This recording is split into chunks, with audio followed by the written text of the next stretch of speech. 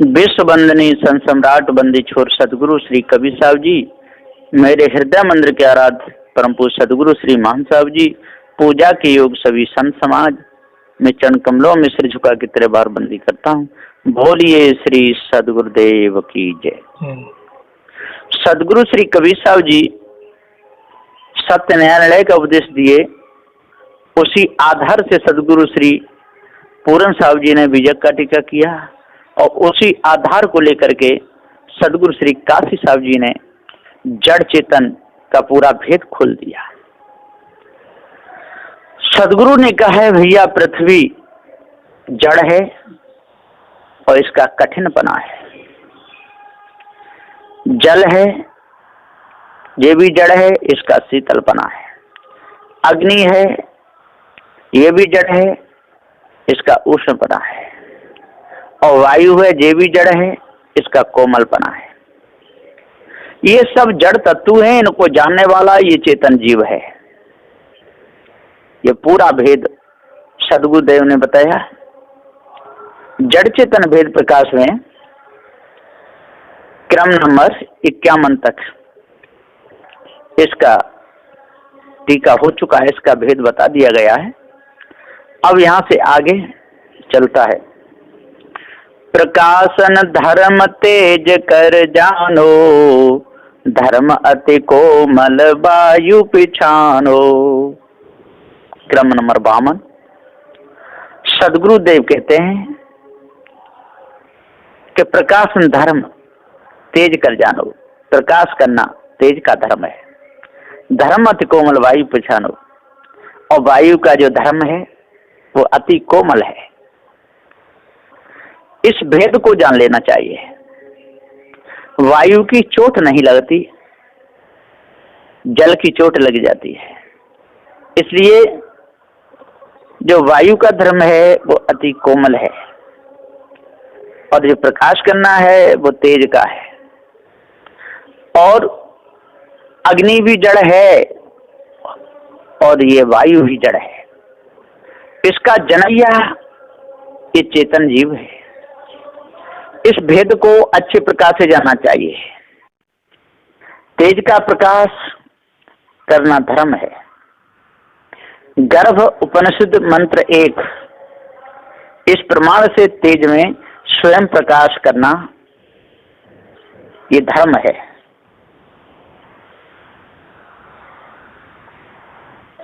निष्पक्ष सत्यज्ञान दर्शन प्रसन्न 63 पृष्ठ 246 और 247 में भी सदगुरु ने पूरा भेद दर्शाया है। सुनिए, वायु तत्व विषय कहा है। नरम या कोमल स्पर्श मुख्य वायु का धर्म है। निष्पक्ष सत्यज्ञान दर्शन पृष्ठ 245 इस प्रमाण से सदोदित प्राणवायु रूप से सुख देने वाला कोमल स्पर्श मुख्य वायु का धर्म है। अब यहाँ यदि कोई शंका करता है, शंका कि कोमलता धर्म जल में है परंतु वायु में नहीं, सदगुरुदेव जी यहाँ समाधान करते हुए कहते हैं कि जल स्थूलाकार होने से उसकी चोटें देह में लगती हैं, परंतु वायु सूक्ष्माकार होने से ब्रह्मांड में मंद गतिवान वायु और देह रहे तक चलन गतिवान श्वास वायु की चोटें देह में नहीं लगती हैं। इससे अति कोमलता धर्म वायु का ही है।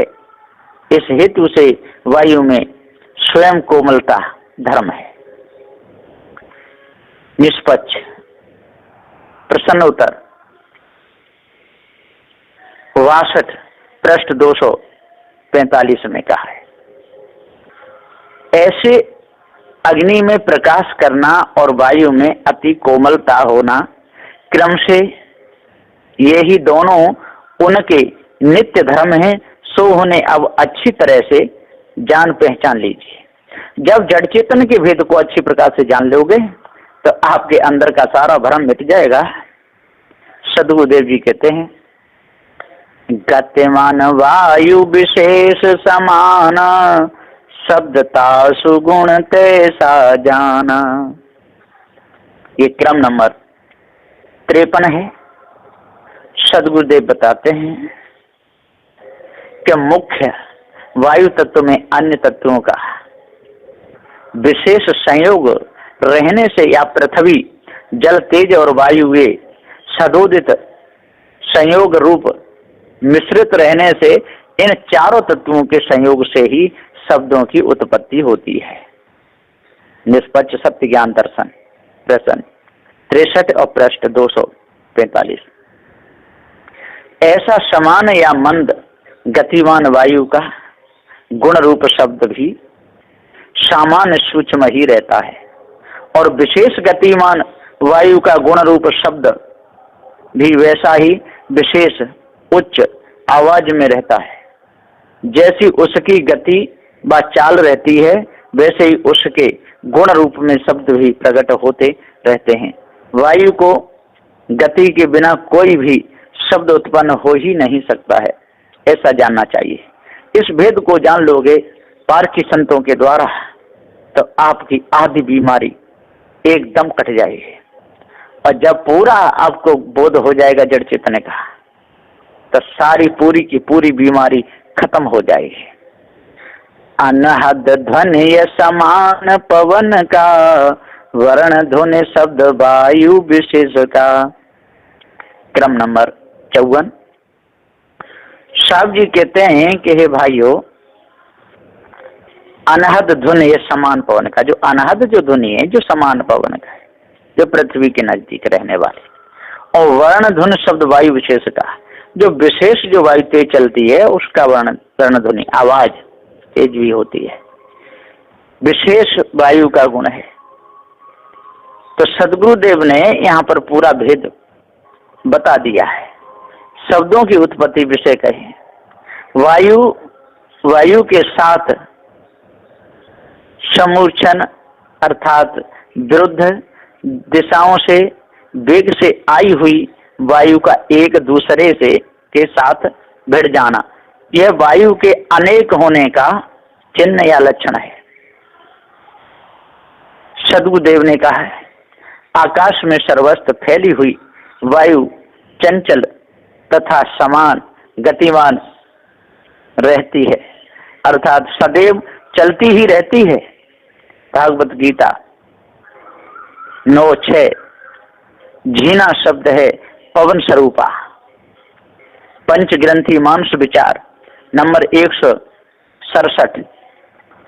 कानों के दोनों छिद्र बंद करने से सुनाई देते हुए झीने अनहद बाजा या ध्वनि रूप शब्द मुख्य वायु तत्व के हैं। साखी पूरब उगे पश्चिम अथवा भके पवन के फूल।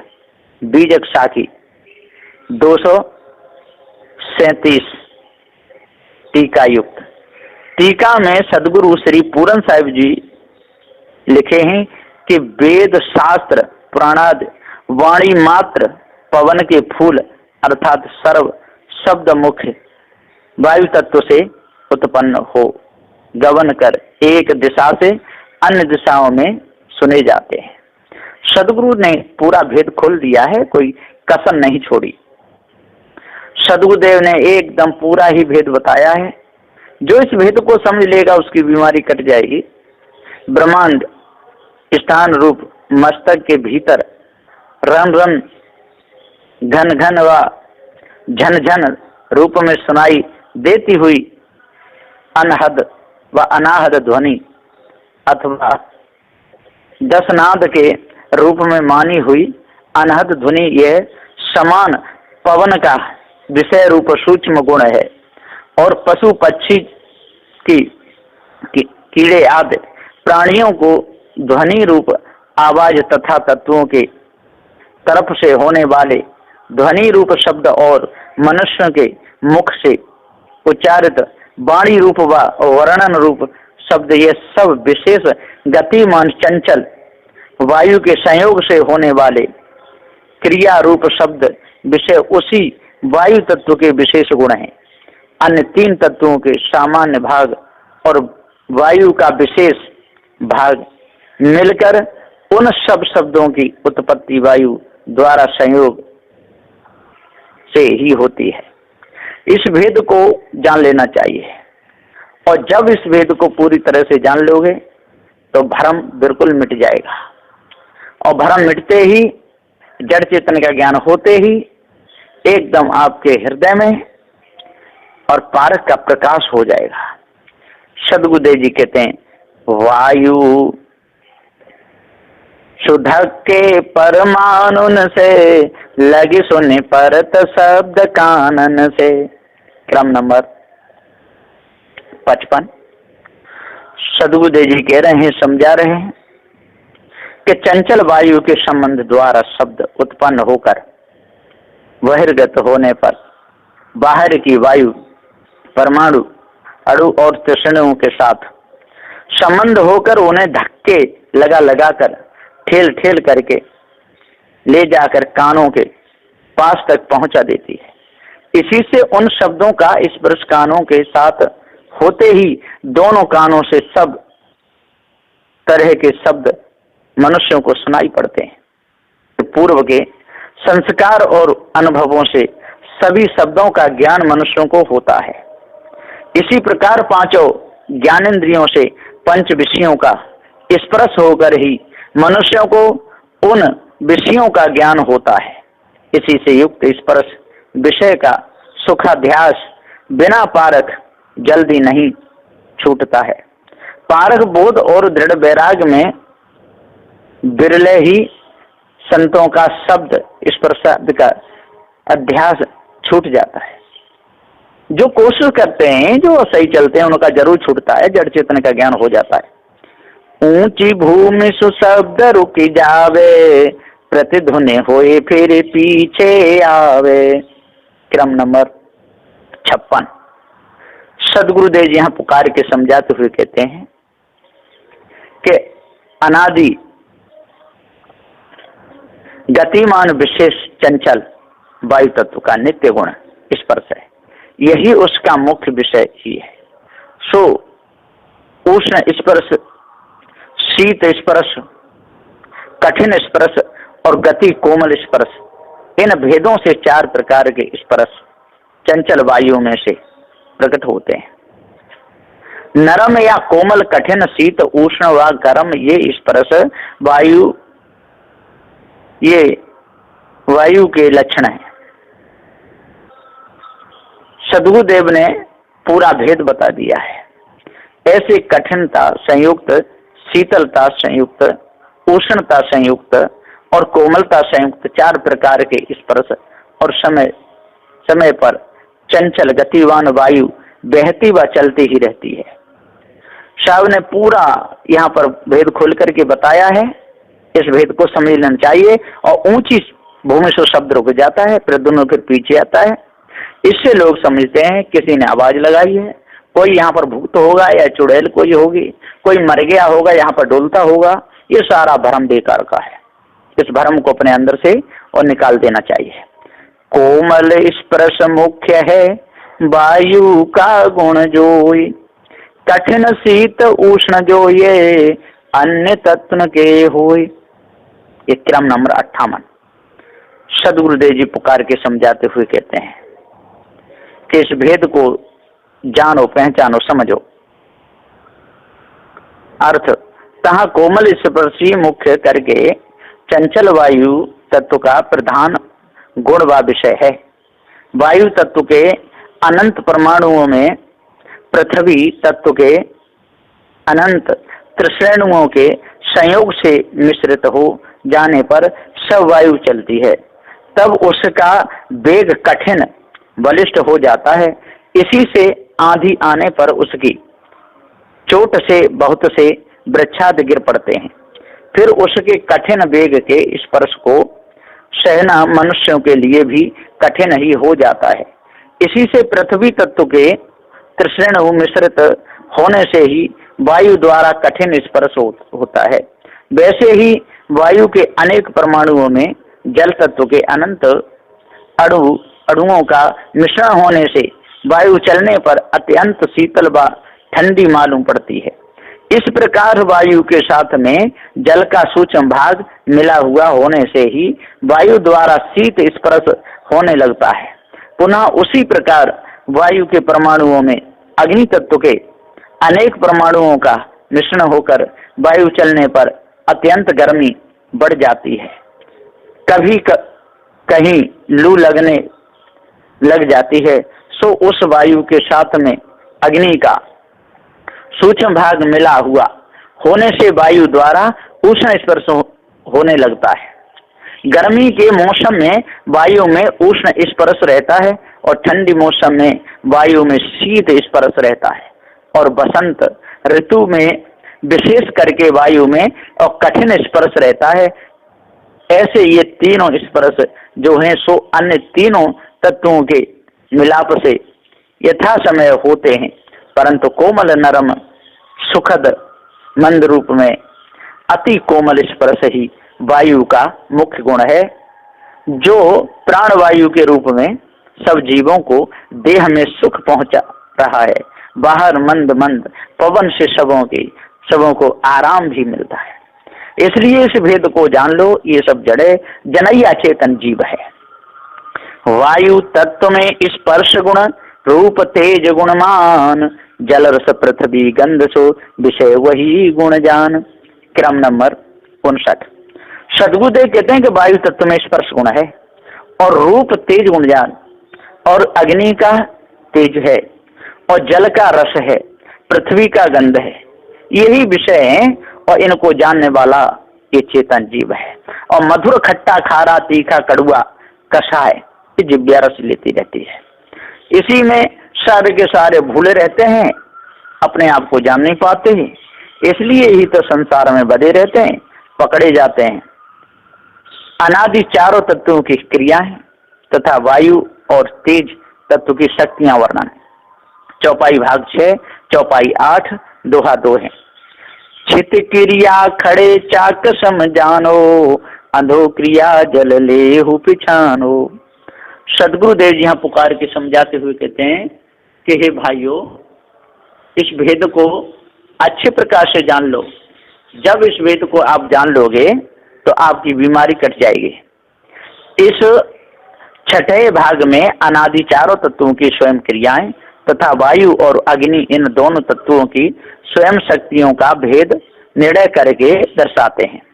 जैसे गाड़ियों के चाक व चक्के पहिए अपनी कील व धुरी नाभि अर्थात बीच की लोहे की डंडी के आधार में रहकर चक्राकार घूमते हुए आगे आगे बढ़ते चले जाते हैं, परंतु अपनी धुरी व कील पर ही बने रहते हैं। वैसे तो भूगोल पिंड नारंगीवत गोलाकार है तथा पृथ्वी स्वयं क्रियावान है। वह 24 घंटों में एक बार अपनी धुरी में व परिधि में लट्टूवत घूम जाती है। इसी से पृथ्वी का आधा भाग सूर्य के सामने रहने से वहां पर दिन रहता है और उसके पीछे के आधा भाग में उसी की छाया पड़ जाने से वहां पर रात्रि रहती है। फिर वह भाग घूमकर सामने आने से दूसरा दिन होता है। इसी प्रकार चक्राकार गति से सदोदित घूमते घूमते 365 दिनों में पृथ्वी सूर्य की चारों ओर बाहर ही बाहर परिक्रमा पूरा करके फिर अपने पूर्व स्थान में आ जाती है। इस प्रकार पृथ्वी अपनी जगह में पूर्ण घूमती हुई सूर्य की चौतरफ ही परिक्रमा करती रहती है। इसी से दिन रात, षट ऋतु, 3 काल व 3 समयादिकों का समयानुसार क्रम से परिवर्तन होता रहता है। ऐसे अनादि काल से पृथ्वी में खड़े चाक के समान चक्राकार गति व परिभ्रमण क्रिया स्वयं है, सो जान लीजिए। और दूसरा जल पतला होने से नीचे ही बहता रहता है, वह तो शवों का प्रत्यक्ष ही है, सो जल की स्वयं अधोक्रिया व अथगमन क्रिया है, ऐसा पहचान लीजिए। गोल तत्व प्रकाशिका के चतुर्थ परिच्छेद में कहा है कि गाड़ी के खड़े पहियावत चाकवत पृथ्वी सदैव घुमा करती है। ऐसे ही चक्राकार गति की पृथ्वी में क्रिया है। निष्पक्ष सत्य ज्ञान दर्शन प्रश्न 64 पृष्ठ 251। सुनिए, पृथ्वी के आकार विषय का है। चारों ओर से पर्वत, वन, गांव, मंदिर इत्यादिकों से घिरा हुआ यह भूगोल केसर सहित फैलाव सा कदम के फूलवत दक्षिण उत्तर की ओर जरा सा चपटा ऐसा गोलाकार है। इस प्रमाण से यह पृथ्वी कदम के फूलवत या नारंगी के फलवत दक्षिण उत्तर तरफ जरा सी चपटी रहकर गोलाकार है। सुनिए, पृथ्वी के गोलाकार में प्रत्यक्ष प्रमाण कहते हैं। पृथ्वी के दक्षिण किनारे पर पहुंचने से उत्तरीय ध्रुव तारा दिखेगा ही नहीं, परंतु उसके उत्तर के किनारे पहुंचने पर वह तारा माथे पर दिखाई देगा। दूसरा, सबों की निगाहें गोल घेरे में घिर जाती हैं। तीसरा, सीधी भूमि पर खड़े ताड़वत ऊंचे ऊंचे वृक्ष संपूर्ण नहीं दिखते हैं। चौथा, समुद्र में दूर से आते हुए जहाज, अग्निबोट इत्यादि के प्रथम ऊपर का भाग दिखता है, फिर क्रम से नीचे का भाग दिखाई देते हुए अंत में वे संपूर्ण देख पड़ते हैं। अथवा गोल तत्व प्रकाशिका के द्वितीय परिच्छेद में लिखा है कि यदि कोई मनुष्य पृथ्वी की परिक्रमा करने को निकलता है तो वह बिना मुख मोड़े उसके सर्व किनारे घूमकर अपने पूर्व स्थान पर लौट आता है। जैसे देवालय की मूर्तियों की प्रदक्षिणा, वैसा ही समझ लीजिए। तो इस भेद को अच्छे प्रकार से जानना ये हमारा धर्म है, और जब तक हम इस भेद को नहीं जानेंगे, इस प्रमाणों से पृथ्वी का आकार गोल है, पृथ्वी चपटे आकार वाली प्रतीत होने का कारण ऐसा है कि सिद्धांत शिरोमणि ग्रंथ में भास्कराचार्य ज्योतिषी लिखते हैं कि किसी गोलाकार पदार्थ का 100 भागों में से एक भाग चपटा ही दिखता है, अथवा एक गोलाकार बड़ा चक्र कागज पर लिखकर एक सरल रेखा उसे ऊपर से स्पर्श करे, ऐसी बनाने से वहां का भाग चपटे आकार का ही दिखाई देगा। ये कई बहुत से प्रमाण हैं, और इन प्रमाणों के द्वारा ये पता चल रहा है कि ये सारे तत्व जड़ हैं और अनादिकाल से अपने अपने परिधि में घूम रहे हैं। चित क्रिया खड़े चाक के समान है, जैसे कुमार का चाक घूमता रहता है, इस गाड़ी का चक्का घूमता रहता है। अधो क्रिया जल लेव पिशान, और जल की अधो क्रिया है, नीचे गमन करता है। ये जड़ तत्व हैं। अच्छे प्रकार से इस भेद को जान करके और भ्रम को त्याग करके जड़ चेतन के भेद को अच्छे प्रकार से जान जाओगे तो आपके अंदर से सभी प्रकार की कालमा मिट जाएगी। बस इसी के साथ मैं अपनी वाणी को यहाँ पर विराम देता हूँ। बोलिए श्री सद्गुरुदेव की जय।